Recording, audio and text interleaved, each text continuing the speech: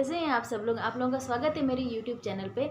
आज मैं फिर से आई हूँ आप लोगों के बीच में किसी टॉपिक पे बात करने के लिए। तो आज का जो मेरा टॉपिक है वो एक विवादित बयान पे है। आज मैं उसी के बारे में बात करना चाहूँगी। कुछ चीज़ें हैं जो मुझे उस बयान में ठीक नहीं लगी, शायद आप लोगों को कितनी अच्छी लगी ये तो आगे चल के ही आप बता पाएंगे। तो जानने के लिए मेरी वीडियो को पूरा देखें, वीडियो को स्किप ना करें प्लीज़। और आप लोग अगर चैनल पर नए हैं तो मेरे चैनल को सब्सक्राइब जरूर करें, मेरी वीडियोज़ को लाइक ज़रूर करें।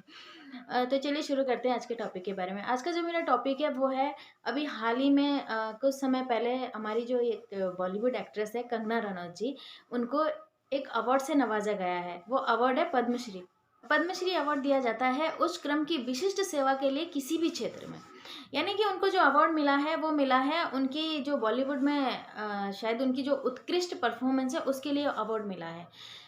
सरकार ने उन्हें अवार्ड क्यों दिया ये इस बारे में मैं बात नहीं करना चाहूँगी। हो सकता है उनको उनका जो कार्य है वो बहुत उत्कृष्ट लगा हो, उस चीज़ के लिए उनको उस अवार्ड के लिए नवाजा गया है। लेकिन उन्होंने एक विवादित बयान दिया है अभी कुछ टाइम पहले, जो मुझे उत्कृष्ट तो बिल्कुल भी नहीं लगा। एक तुच्छ बयान है जो उन्होंने दिया है, मैं उसके बारे में बात करना चाहती हूँ। तो चलिए पहले आप उनका बयान देख लीजिए, उसके बाद बात करते हैं। That the blood will flow, but it should not be Hindustani blood. They knew it. And they paid a price, of course. वो आज़ादी नहीं थी, वो भीख थी, और जो आज़ादी मिली है वो 2014 में मिली।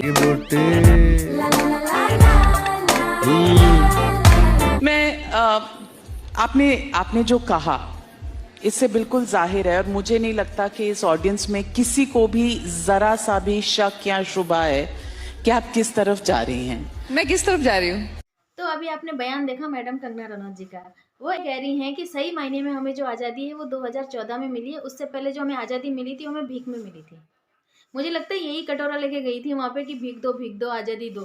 खैर छोड़िए, चलिए आगे बात करते हैं। तो मैं इन मैडम से कहना चाहती हूँ कि मैडम, सबसे पहले तो मैं आप ही की भाषा में आपको जवाब देना चाहती हूँ। First of all you have to read some article in constitution.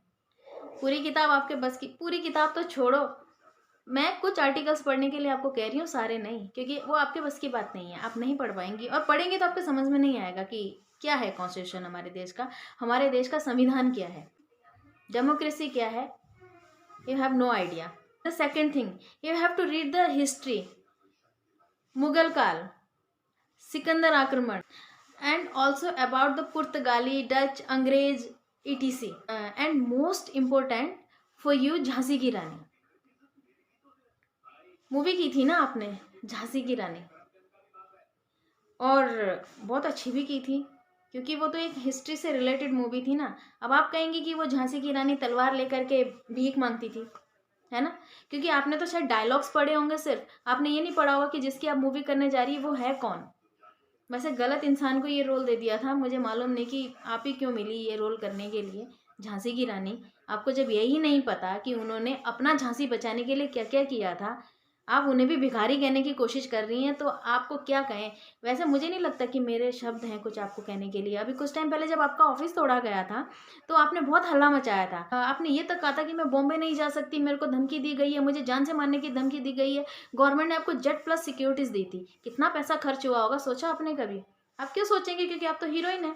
Bollywood को आपने नशे का गढ़ कहा, आपने ये कहा वहाँ नेपोटिज्म चलता है, आपने ये कहा कि वहाँ कास्टिंग काउच चलता है। चलता होगा, हम ये नहीं कहते कि नहीं चलता होगा, लेकिन अगर वहाँ नेपोटिज्म है तो आप कैसे सर्वाइव कर रही हैं बॉलीवुड में? ये जो आपको अवार्ड दिया गया है पद्मश्री, ये कैसे मिल गया आपको? उसी के लिए तो मिला है। इतनी बुराइयां करने के बावजूद भी आप वहाँ मूवी करने जा रही हैं, क्योंकि पैसा तो चाहिए आपको, है ना, साथ में फेम भी चाहिए। आप जुबान से भी स्लिप होती रहेंगी। आपका क्या जाता है, आपने तो बयान दे दिया, अब लोग जो है सोशल मीडिया पे लड़ रहे हैं, आपके मुंह पे कोई कुछ बोल नहीं सकता। ये तो सच्चाई है। तो आप जिस थाली में खा रही हैं उसी थाली में छेद कर रही हैं। कोई फर्क नहीं पड़ता, आप एक नहीं 100 छेद कीजिए, लेकिन देश की आज़ादी के लिए अपनी जुबान स्लिप मत कीजिए। अच्छा नहीं लगता, शर्म आती है हमें इस टाइप के बयानों पे। हम उम्मीद नहीं करते हैं। हमारे देश में बहुत सारे लोगों ने, जब हमें आज़ादी नहीं मिली थी, जब अंग्रेज नहीं थे, उससे पहले हमारे देश में मुसलमानों का राज था, सभी जानते हैं। क्या सिकंदर ने आक्रमण किया हमारे देश पे, क्या कुछ लूट कर ले गए। उसके बाद मुगल काल आया, मुगल काल में भी कुछ ऐसा अच्छा खास नहीं था, हम ये नहीं कह सकते, तब भी हम गुलामी थे। सबसे पहले पुर्तगाली आए, वास्को डी गामा आए, बिजनेस करने के इरादे से यहाँ आए थे, लेकिन यहाँ उन्होंने अपना गढ़ जमा लिया। गढ़ जमाने के बाद हमें ही गुलाम कर दिया। सोने की चिड़िया भारत को कहा जाता था, कोहिनूर हमारे ही पास था, तो भीख में वो भी मांग लेती है आप 2014 में कि कोहिनूर भी दे दो। वो मांगने की हिम्मत नहीं है आप में, मांग ही नहीं सकती। ठीक है, तो आपको नहीं पता कि किस किस ने अपनी जानें गंवाई है। आप भगत सिंह जी को नहीं जानती है, सुखदेव जी को नहीं जानती है, राजगुरु जी को नहीं जानती है, आप गांधी जी के बारे में कुछ नहीं जानती। लोग बोल देते हैं वो टकला, ये वो सो, अपनी जुबान वो लोग खराब करते हैं। हम वहाँ नहीं थे, उन्होंने हमारे देश को आज़ादी दिलाई, कितने लोगों ने अपना खून बहाया, कितने लोगों ने अपने परिवार वालों को खोया है, कितने लोग मरे हैं, तब जा कर के हमें आज़ादी मिली। और तब जा कर के आज की डेट में हम अपनी पसंद का खा सकते हैं, अपनी पसंद का कपड़ा पहन सकते हैं, हम जो चाहे कर सकते हैं, हमें बोलने की आज़ादी है। हमारे कॉन्स्टिट्यूशन में, हमारे भारत के संविधान में हमें बहुत सारे मौलिक अधिकार दिए गए हैं, जिसके तहत हमें पूरी तरीके से किसी भी तरीके से रहने की आज़ादी है। लेकिन आप मैडम कह रही हैं 2014 में हमें आज़ादी मिली है, तो हम कंपटीशन का एग्ज़ाम देने भी जाते हैं मैडम। तो आप ये कह दीजिए कि 2014 में वो कौन सा आंदोलन हुआ था, किस स्थिति को हुआ था, उसमें कितने लोगों ने अपना खून बहाया, कितने लोग फांसी पे चढ़े हैं, और किस तरीके से वो आज़ादी हमको मिली है, और कौन से वो अंग्रेज थे जिनको 2014 में यहाँ से भगाया गया है।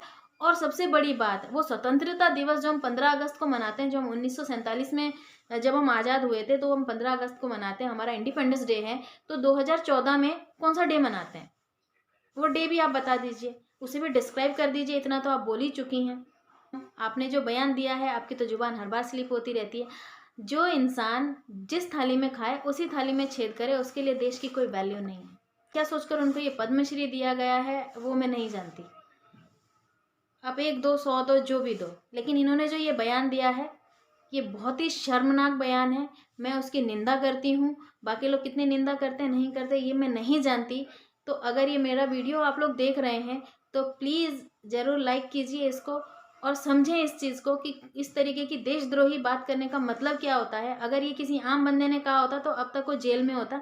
और यहाँ तो काफ़ी लोगों में आक्रोश है, मांग हो रही है कि उनसे ये अवार्ड वापस ले लिया जाए, बट ऐसा तो खैर होगा नहीं। लेकिन सबसे बड़ी बात यह है कि बयान देने के बाद उसने अपने बयानों को अभी तक वापस नहीं लिया है। मैं उन लोगों पे भी शर्म करती हूँ जो उसे झांसी की रानी से संबोधित करते हैं। शर्म आनी चाहिए आप लोगों को। कौन थी झांसी की रानी, पहले उनके बारे में पढ़ो तो सही। तुम तो जिंदगी में कभी झांसी की रानी बन ही नहीं सकते। खैर आज के लिए सिर्फ इतना ही। मेरी वीडियो अच्छी लगे तो प्लीज़ लाइक कीजिए, मेरे चैनल को सब्सक्राइब कीजिए। Thank you so much.